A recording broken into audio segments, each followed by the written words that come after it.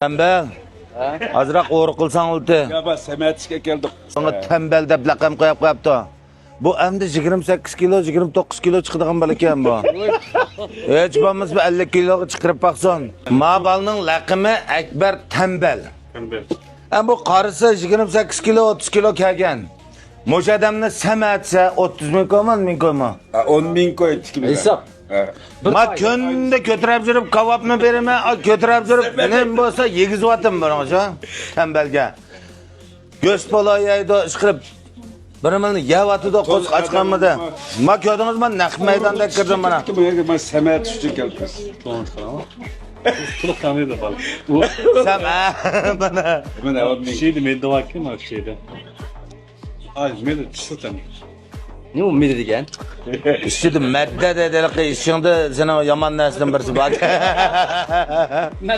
Hadi fırt vakti sen. O korkunu qanday qilish kerak? Ben şırım onu. Onun köpülen sökkünde ötemdi o. Ya 10 ming pul berdigan bo'ldi. 60 kilo çıkırıp Hozir necha kilo? 48. Abi 5 kilo semirzme bo'lamda. 60 kilo. Ya 60 kilo çıksam gepim gep. Bas semirimdim adam. 10 ming koy birime. He. Çıkaramısa 30 ming olayım. O bu sen cezanı koyma ya. İşte bu.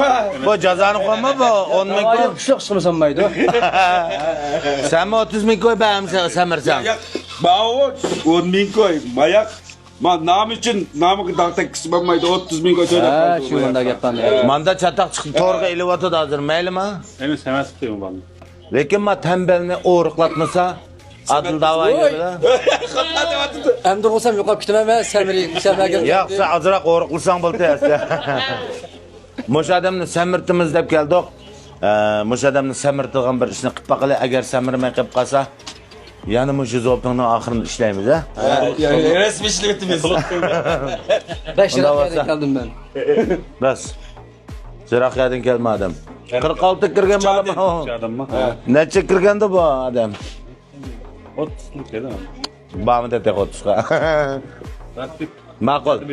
Tamam.